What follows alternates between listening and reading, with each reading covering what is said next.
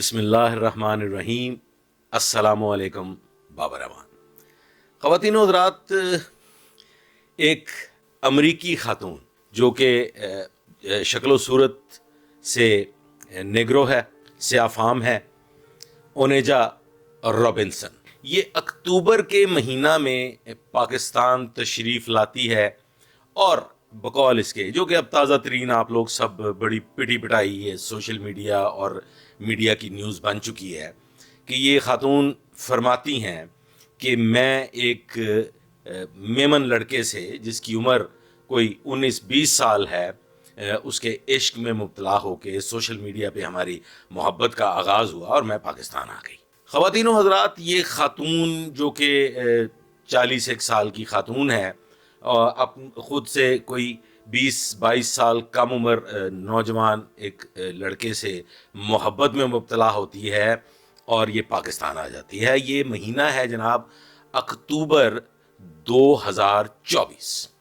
तो अक्टूबर 2024 में ये खातून जब पाकिस्तान तशरीफ़ लाती हैं तो ये यहाँ आके कहीं किसी कभी अपार्टमेंट में, कभी किसी होटल में, कभी किसी गेस्ट हाउस में ये क़याम करती हैं और दावेदार हैं अब मोहब्बत की।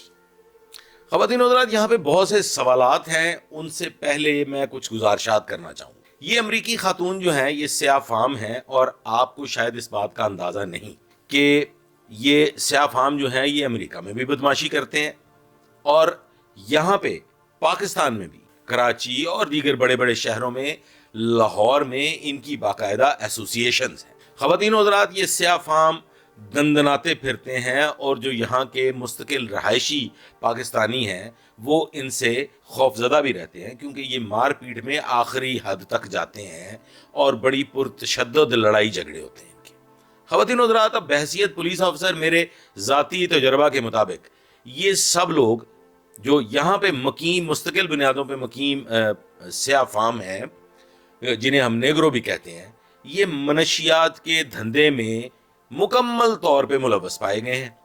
लाहौर के इलाका लियाकताबाद टाउनशिप के कुछ इलाकों में और दीगर लाहौर के मज़ाफ़ाती इलाकों में इनकी रहायशें हैं, इनके क्लब हैं, इनकी एसोसिएशंस हैं और ये सब लोग फैमिलीज़ की शक्ल में बाकायदा मिलजुल के रहते हैं और बड़े मजबूत इनके आपस में मरासम हैं।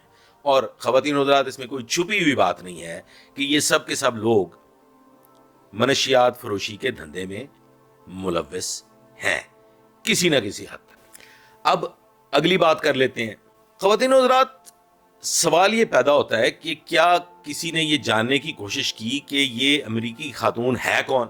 ये अक्टूबर के महीना में पाकिस्तान आई तो इसने उसी वक्त अपनी एम्बेसी से या किसी दीगर अदारे से अपने साथ होने वाले फ्रॉड, जिसको ये खुद से फ्रॉड कह रही है, जो कि हकीकत में बिल्कुल भी फ्रॉड नहीं है, ये अपनी मन मर्जी से अपने 2 अदद बच्चों को छोड़ के, अपनी फैमिली को छोड़ के, अपने खामंद को छोड़ के, शायद उससे तलाक ली है या नहीं ली, इन लोगों के तो मामलात की भी समझ नहीं आती, पाकिस्तान आ जाती है अपने महबूब के चक्कर में, एक 19 साला लड़के के चक्कर में।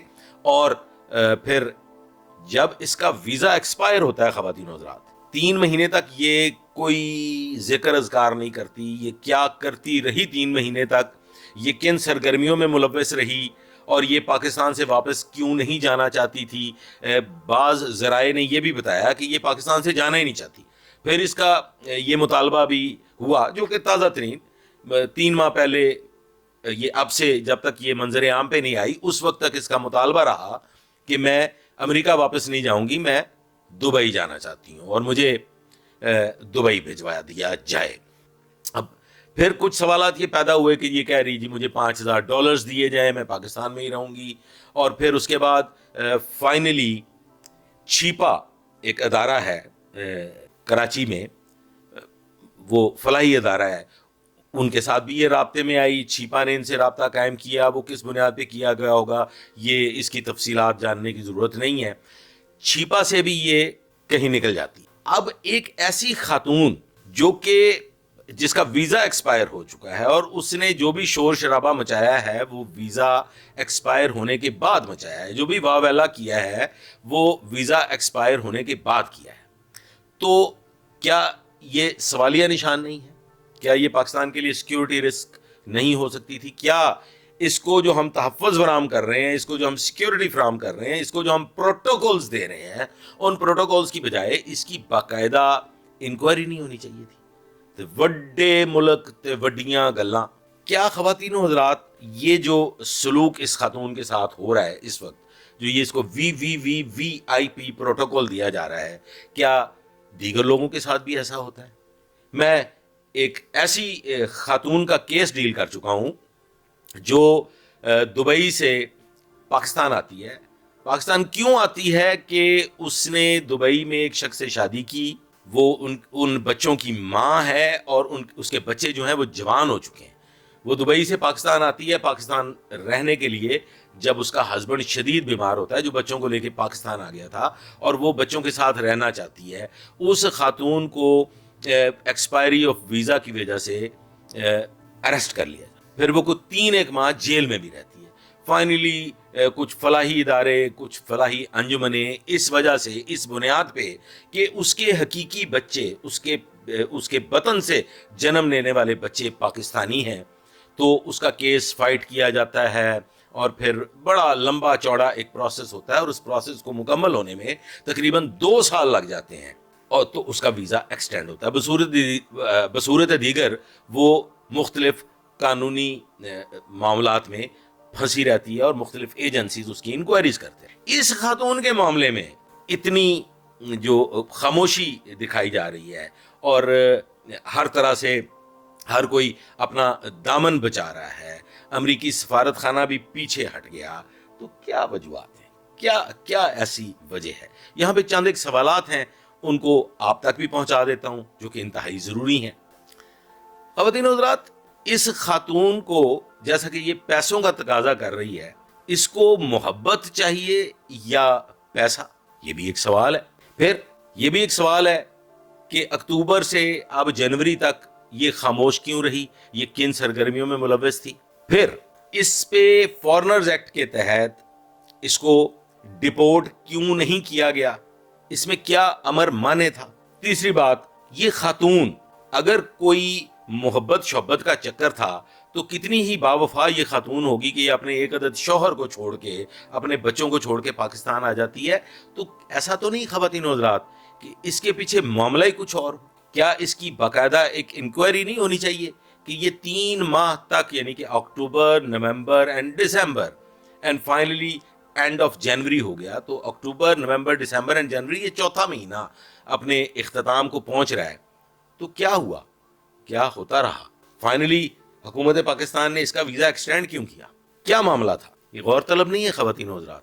یہ کیسا کھلا تضاد ہے کہ کیا پاکستانی شہری یا کوئی پاکستانی خاتون کسی کی محبت میں مبتلا ہو کے یہاں سے وزٹ ویزا لے کے امریکہ چلی جاتی ہے، اور وہاں اس کو اس قسم کی صورتحال کا سامنا ہوتا ہے، تو دیر اینڈ دین اس کو ڈپورٹ کر دیا جائے گا. تو یہ کیا ہے؟